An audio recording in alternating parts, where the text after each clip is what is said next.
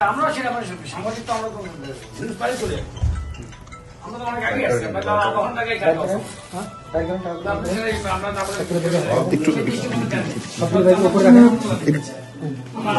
তো জানি না আমাদের ব্যাগ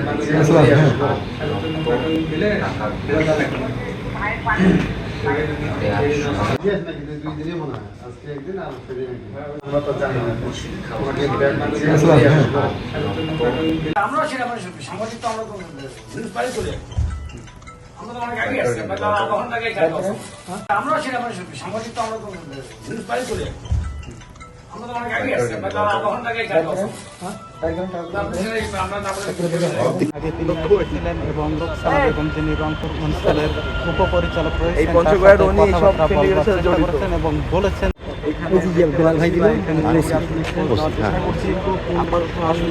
আমরা সেটা মানে সাংবাদিক তো আমরা তো নিউজ পাই চলে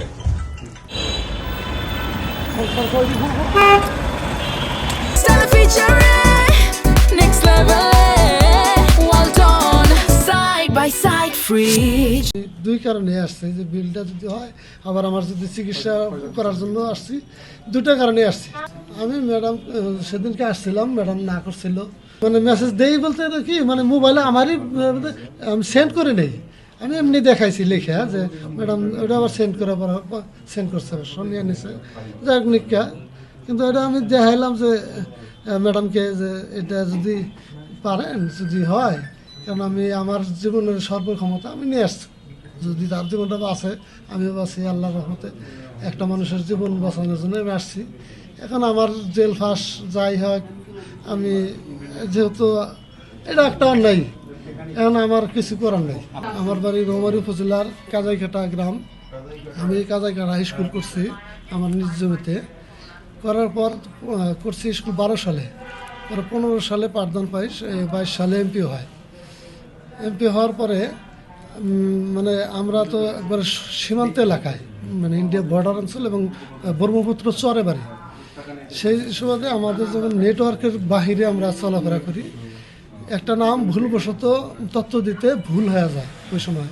তারপরে আমরা প্রতি বছর আপডেট দিয়েছি, কিন্তু আমরা নিজের আপডেট দিতে পারিনি, কারণ ওই উপজেলা সদরে যাইতে হয়, রাত সারাদিনে নেটওয়ার্কের সার্ভারের নানান সমস্যার কারণে আমাদের ওইভাবে হয়ে ওঠে না, নদী পার হওয়া লাগে, খেয়া পার হওয়া লাগে, এই নানান ঝামেলা থাকে।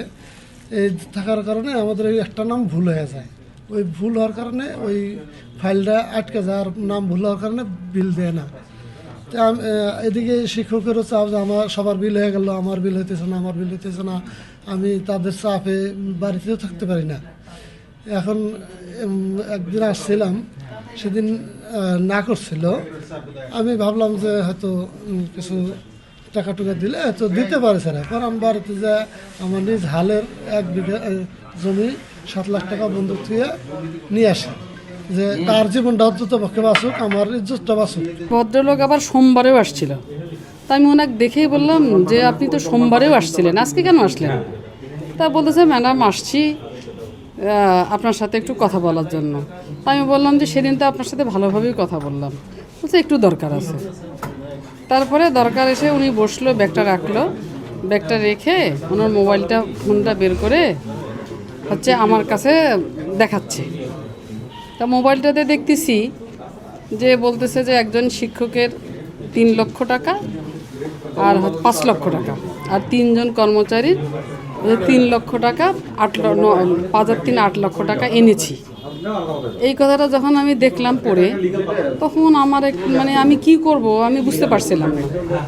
তখন আমার যে অফিসের যে ড্রাইভার আছে, তারপর আরও 2-3 জন কর্মচারী আছে, দর্শনার্থী আছে, দর্শনার্থীদের সাথে কথা বলে ওনাকে বের করে দিলাম। দিয়ে আমি মনে করলাম যে কী করব, তখন আমি ওই ড্রাইভার সাহেবকে বললাম যে এরকম অফিসে আরও কারা কারা আছে তাদের সবাইকে একটু ডাকেন। ডাকিয়ে ফোনটা কিন্তু আমি তাকে ওই মুহূর্তে আর দেই নাই, ফোনটা আমি রাখছি, যে ফোনটা যদি আবার মেসেজটা ডিলিট করে দেয়, এই জন্য ফোনটা আমার কর্মচারীর কাছে রাখছি, যে আপনি হচ্ছে ফোনটা আপনার কাছে রাখেন, ফোনটা এখন ওনাকে দিয়েন না। তারপরে এখন আমি সবাই মিলে আলোচনা করে মনে করলাম যে উনি এত বড় একটা প্রস্তাব দিল, আসলে ওনার ব্যাগে কি আছে। তখন ব্যাগটা যেহেতু উনি নিয়ে আসছে, তখন ব্যাগটাতে যখন ওনারা দেখতে যাচ্ছিল, ওনার হাত হচ্ছে একটা ব্যান্ডেজ করা, দেখতে যাচ্ছিলো, কিন্তু হাতে মনে হয় ব্যাগটা হচ্ছে দেখাবে না। তাই আমি বললাম আপনার ব্যাগে যদি কিছু না থাকে তাহলে আপনার এত প্রবলেম কেন দেখাবে। ওনারা যখন জোর করে ব্যাগটা হচ্ছে ওনাকে বলল যে আপনি বের করেন কি আছে, তখন উনি বের করলো যে একটা হচ্ছে মোড়ানো একটা হচ্ছে প্যাকেট, মোড়ানো প্যাকেট। সেই প্যাকেটটাতে বলতেছে আমার বাচ্চার খেলনা আছে। ভাই এটা প্লিজ ভাই খুলিয়েন না, আমার বাচ্চার খেলনা আছে। তাই আমি বললাম খেলনা আছে, খেলনাটা আমাদের দেখলে সমস্যা কী, কাজে আপনি খুলেন।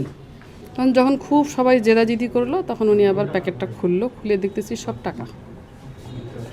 তখন আমি তো মানে নিজেও অপ্রস্তুত হয়ে গেলাম যে আসলে এত টাকা এখন আমি কি করি। তখন আমি মনে করলাম যে আমার অফিসের হিসাব রক্ষণ কর্মকর্তা উনি আছে, অফিসের সব কর্মকর্তা আছে। তখন আমরা ডিসিশন নিলাম যে আমরা পুলিশকে আগে অবগত করি। পুলিশকে ফোন দিলাম কোতোয়ালি থানার। তখন উনি আরেকজনের নাম বলল, শাহজাহান সাহেবের কথা বললো, কিন্তু শাহজাহান সাহেবের ফোন নাম্বারটা ওই মুহূর্তে আমি খুঁজে পাচ্ছিলাম না। তখন পুলিশ কমিশনার স্যারকে ফোন দিলাম, স্যার আবার আমাদের ডিডি মহোদয় দুদকের ওনার ফোন নাম্বার দিল, ওনাকে ফোন করলাম, এসপিকে ফোন করলাম, সবাইকে মোটামুটি ফোন করলাম। ওনারা বলতেছেন ম্যাম আপনি ধরে রাখেন, আমরা আসতেছি। আসলো, তারপরে তো এখন বর্তমানে যে অবস্থা দেখতেছেন এই অবস্থা। একজন লোক টাকা নিয়ে আসছে, উনি টাকা সহ তাকে ধরিয়ে দিতে যাচ্ছে। তো শুনে তাৎক্ষণিকভাবে আমি একজন অফিসার পাঠাই আমার এখানে। পরবর্তীতে আমি বিষয়টি আমার প্রধান কার্যালয়ে জানানোর পরে আমি নিজেই এখানে দলসহ আসি। এখন এখানে উনি পুলিশের কাছে একটি জিডি করেছেন, জিডি অনুযায়ী পুলিশ ব্যবস্থা নিচ্ছে। যেহেতু এটা দুদকের তফসিলভুক্ত অপরাধ, পুলিশ এটিকে আমাদের কাছে পাঠিয়ে দেবে। পাঠিয়ে দিলে আমরা আইনানুগভাবে যেভাবে তদন্ত করা সেভাবে আমরা তদন্ত করব। তো যে তদন্তকারী কর্মকর্তা হবে সে এটি দেখবে যে এই অফিসের কেউ বা অন্য কেউ এর সাথে যুক্ত আছে কিনা, উনি কোথা থেকে টাকা পেল, কারা টাকা দিয়েছে, সব কিছুই দেখা হবে তদন্তকালে।